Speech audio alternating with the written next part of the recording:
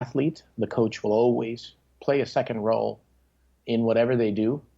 And I have found that what works best for me is to speak to, deal with, manage athletes based on who they are, not who I am.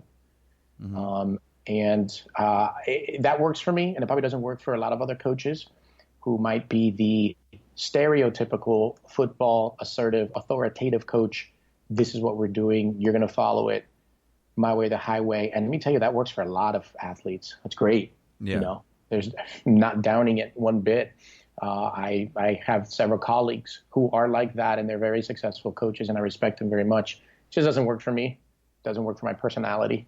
Well, yeah, you can't fake it for day in Yeah, and day out. no way. No, not at all. It's got to be, like you used earlier, organic, man. So Yeah. every decision I make, whether it's programming, competition, I mean, I really always just do it for the benefit of the athlete, man. I mean, it's their career, right? I've already had mine. It's over. It was great. I will reference it often to live the good old days, man. But Yeah.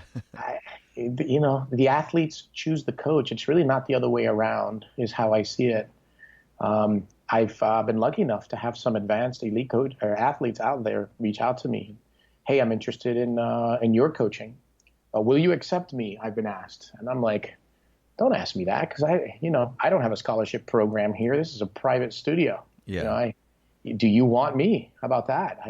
The athlete needs to pick what fits them best, and I am not the best fit for everybody, and I have actually been faced with that a few times over my career, where I give my best to an athlete. It's just not what they want, what they're looking for, and as long as they're honest about it, don't do it the wrong way, to leave it up to misconception, and which is information and communication is everything. But I've been known to say, okay, look, this isn't it for you. I will personally make calls for you to other coaches and hook you up with a better fit. And I'm okay with that. My ego's not that big, man. As long as the athlete's happy and producing. Plus, I don't want anyone on my floor who doesn't want to be there, Yeah, of course. Yeah, and I mean, I think that's like, it would just be delusional to think that you could be the best coach for every single person who ever will walk through your door ever. Yeah. And you're probably just going to end up pissing a lot of people off.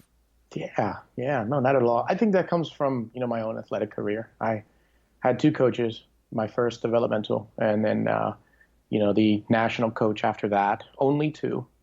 They both equally have contributed to my coaching style and my coaching philosophies.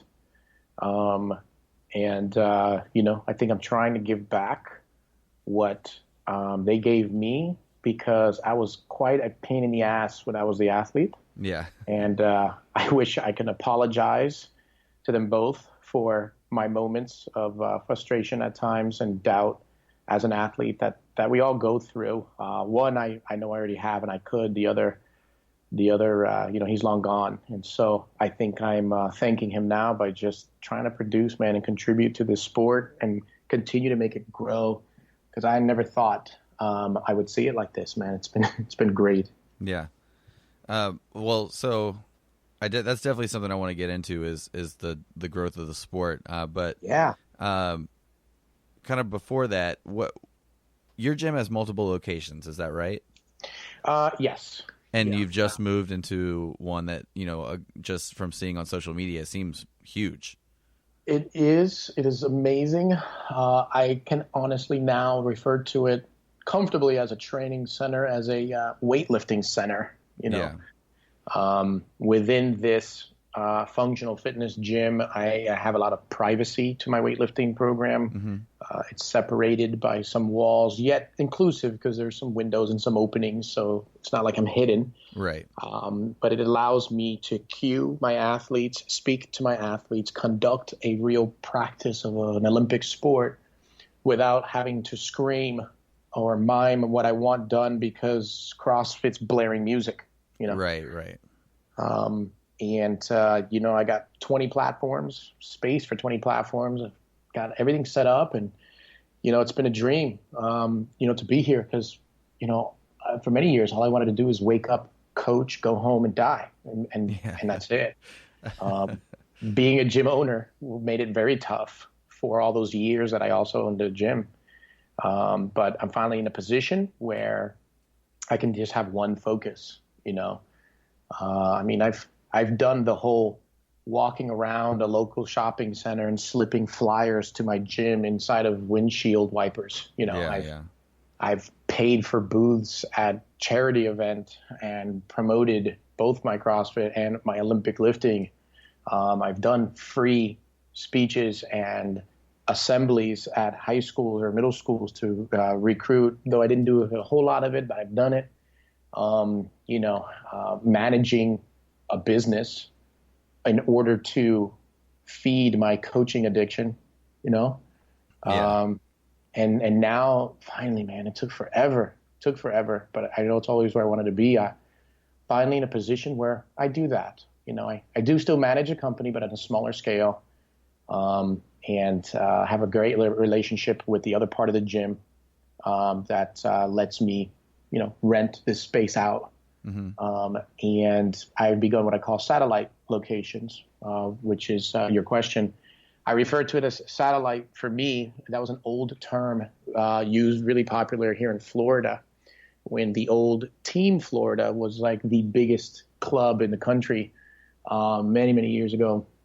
And they would refer to anyone that was associated with this club, even if they didn't know each other, as a satellite. And that ended, I think, 2003, maybe 2004. All of these locations became their own club. And so kind of to pay homage where I came from, I use that term now. So I currently have 2 official satellites. They're also in the Orlando area. I hire the coach to go teach my program. It's very more class-based, less competitive currently, but there are competitive opportunities. If an athlete or a client at one of those satellites says, I now want to compete, well, that coach who I've hired becomes that person's coach of record number 1 under USAW, not me. They see that person every day, right? Though it's my program, I kind of secondarily kind of assist with that coach and that athlete, and they become part of Team OC, you know, or Oli Concepts. And we travel and, you know, we compete, and whatever performance that athlete gets, that coach gets the credit, not me.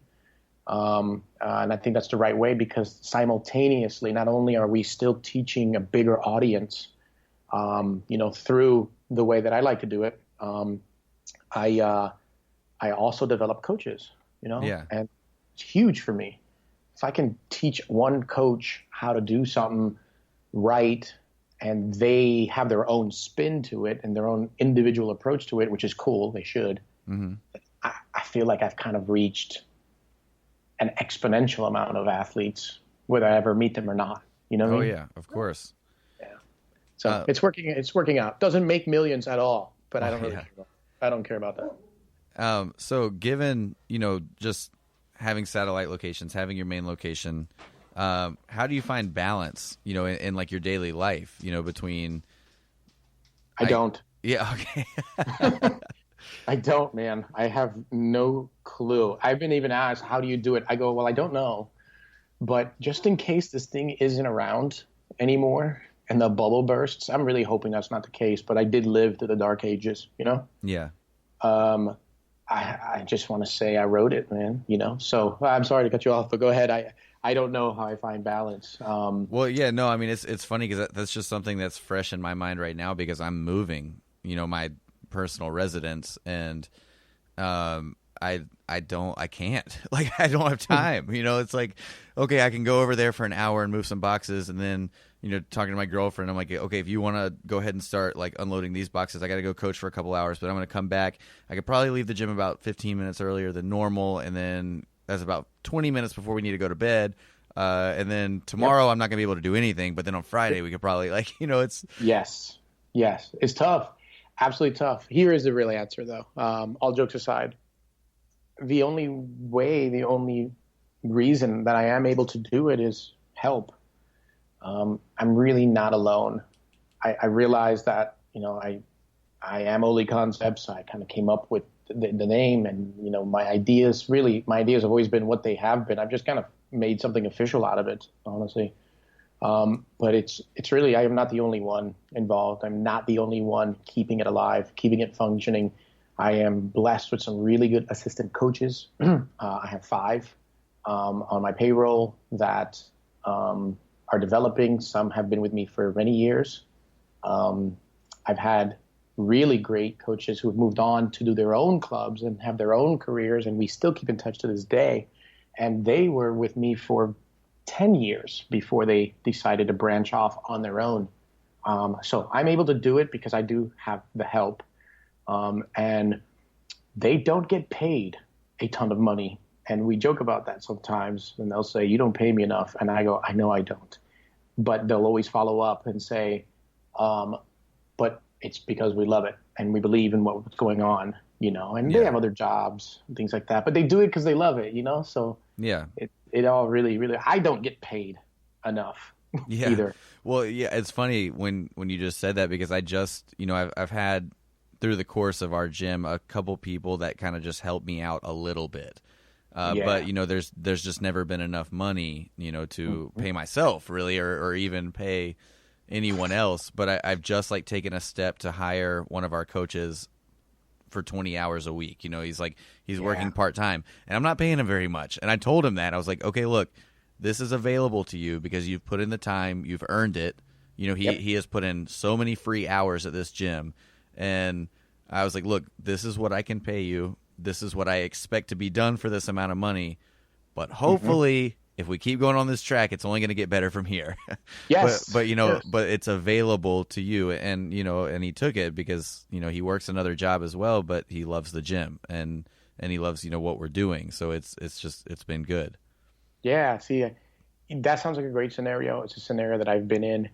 I am no fool. I understand that, that treating people very well will keep them not only loyal, but keep the vibe, the energy of the gym where you want it to be, a very positive thing. And so, keeping my athletes first, because they're quite spoiled. You can meet any athlete of mine, stop them at the next competition if you notice them, and you can identify them as my athlete, and you can ask them if they're spoiled. They're going to lie and be like, "No, I'm not spoiled at all." But they are very spoiled.